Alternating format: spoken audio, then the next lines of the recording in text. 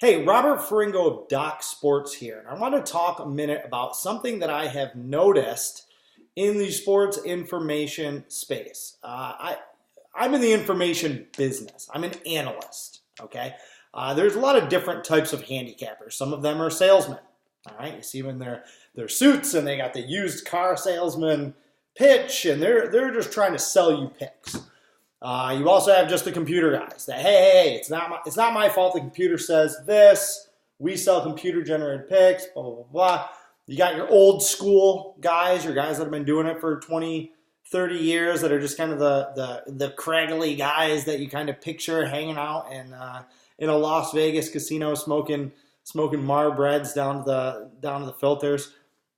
I don't know where I fit in the handicapper spectrum. But I always like to think of myself as an analyst first. I think part of that comes from the fact that my background was in writing. I was a sports reporter and a writer before I was a handicapper. I basically just took my knowledge, my ability, and my understanding of sports and applied it in a different fashion. So I always think of myself as an analyst, and I'm in the information business. So I consume a lot of media. Right?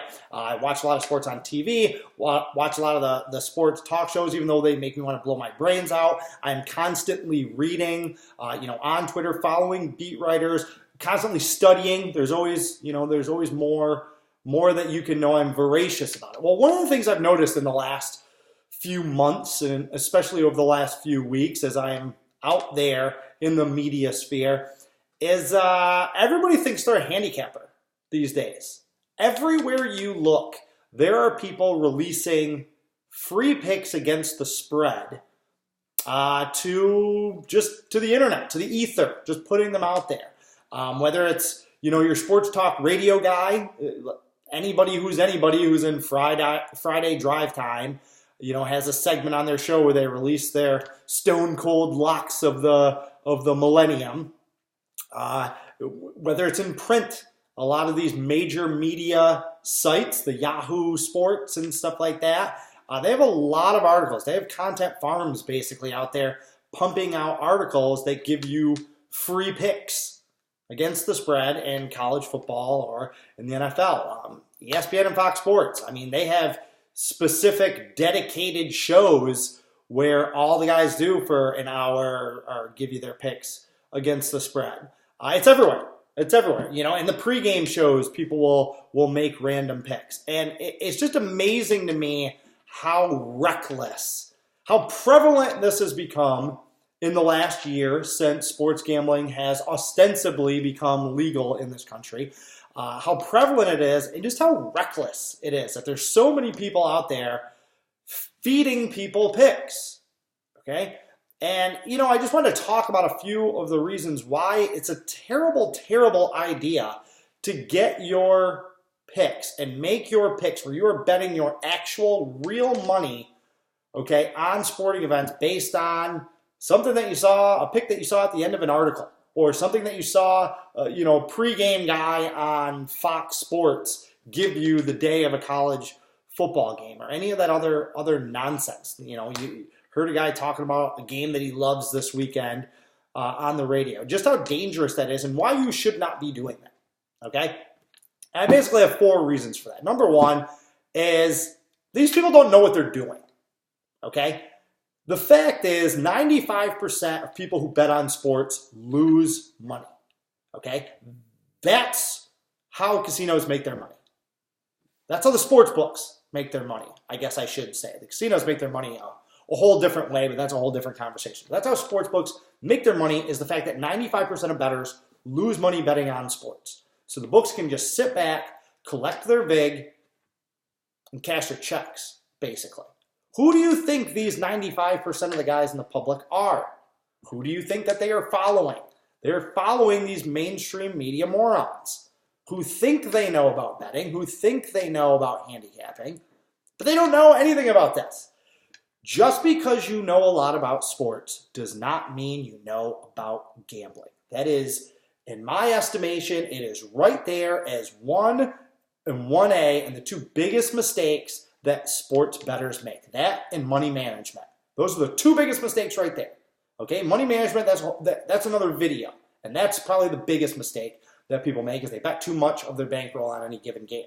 But right there, number 1A, is that people overinflate their own knowledge. Oh, I watch football all the time. I study football. I'm great at fantasy football. That type of stuff. Just because you know a lot about sports does not mean that you are going to be a good gambler. Period. End of sentence. And that is important for people to understand. I've been doing this for 15 years. Okay? Again, I'm not a fortune teller. People come up to me all the time. They're like, oh, who's going to win the Super Bowl? Oh, who's going to win this? Who's going to win that? I'm like, I don't know. I don't know. That's not what I do. I don't have a crystal ball. I'm not over here forecasting. Okay? I can project numbers. I understand line movements. I understand how to read betting percentages. I am a great odds maker, so I can project my own numbers and then play them off against the real numbers.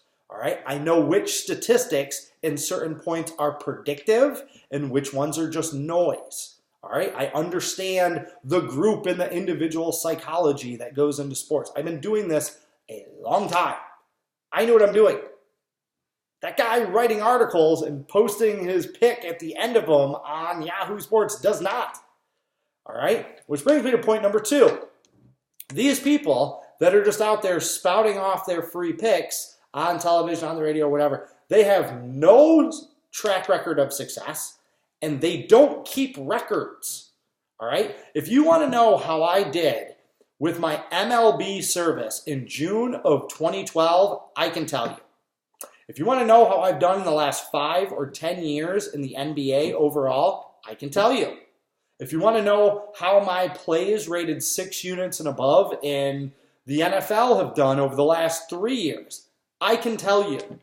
Okay? We are rigorous about our record keeping. Everything is verified.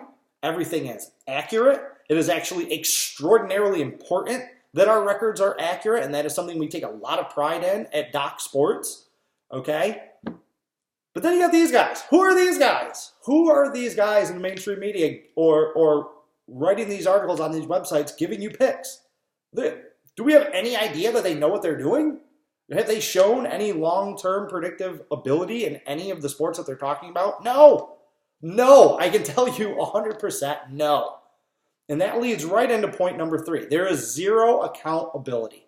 When I say it is reckless, the amount of people that are out there passing off gambling information as knowledge, as certainty, as fact, it is reckless because I, as a sports handicapper, take my fiduciary responsibility to my clients very, very seriously.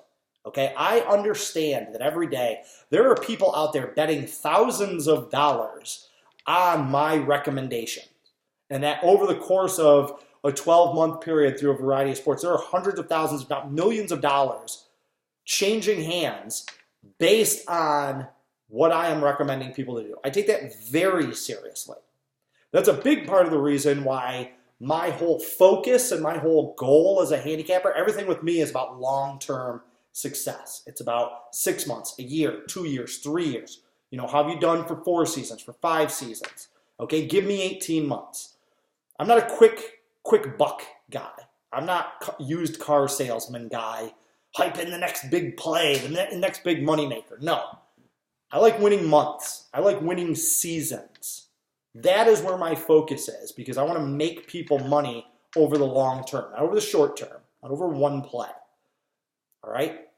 I have accountability to my clients. We have Doc's guarantee. Okay? You will make money with our picks or we will work for free for you until you do. It's been here longer than I have been with Doc's. All right? I make my money, I pay my bills, I pay my mortgage based on how good I am at what I do. Whether it's the money I make gambling, the money my clients make gambling. If I don't make my clients money, they don't come back. Okay? I have incentive to do very, very well at my job. Okay? Because if not, I'm losing money out of both hands. These people that are just spouting off free picks, wherever, through whatever media you consume, who is their accountability to? They don't give a damn about you or your money. They're just having a little fun. They're just having a little fun. Oh, I like this game. I like this game. Here are my 3 picks. Here are my Super 5 every week. All right? They don't care how you do. It's not their money. And that's really point number 4 in this exercise, is that you get what you pay for. And look, it is your money. You can do with it whatever you want. Okay? That is your money to gamble. All right? And at the end of the day, it is your choice. If you don't want to pay for a service, fine. I'm not here to sell you on buying my picks. There's a bunch of other ways that I can do that. I get it. I get it. You don't want to pay money for somebody else's opinion. Who's that guy? Who is this guy talking to me right now? What does he know? Blah, blah, blah, blah. That's fine. That's fine. You want free plays? Good luck. I honestly mean that. You want to follow your favorite Twitter personality or your favorite media personality or some guy you found that went 3-1, with his picks last week, go for it. All right? But you get what you pay for in life. That is true in anything. In education, in cars, in something as simple as a steak. All right? You want to go to Ponderosa and pay $9.99 for the all-you-can-eat? Go for it. All right? You want to go to Ruth Chris or some 5-star steakhouse, you're going to see the difference. All right? You get what you pay for. Which one of those is going to give you a better meal? Which one is going to give you more likely to give you food poisoning? All right? And I'm not steak. People that pay for my picks, they get value back. They are investing. They are making money on this. All right? This is a long-term thing for me, and that's what I try and impress upon my clients. So, bottom line is just be careful. Be careful. Since gambling has been legalized in this country, now everyone thinks they're a handicapper. Everyone thinks they can do what I do for a variety of reasons. Whether they're just trying to generate content for their site, whether they're just trying to generate traffic, build a buzz. Maybe they like the cachet. Maybe they like feeling like they know what they're doing. I don't care what those people's motivations are. I know what my motivation is. My motivation is my fiduciary responsibility to my clients. My motivation is my reputation and the reputation that I represent at Doc Sports. Okay? That's why I do this. That's why I take this seriously. I have a proven track record of success, and I'm very, very good at what I do. So I just wanted to get this video out there. I just wanted to talk about it because it's something that I've noticed more and more is all these people passing out picks all day, every day in a variety of sports. So that's it. Everyone, enjoy the rest of your day. Thank you for taking your time to listen to me rant and rave. Be sure to check me out at www.docsports.com. That's DOC sports.com. Carpe diem, and good luck.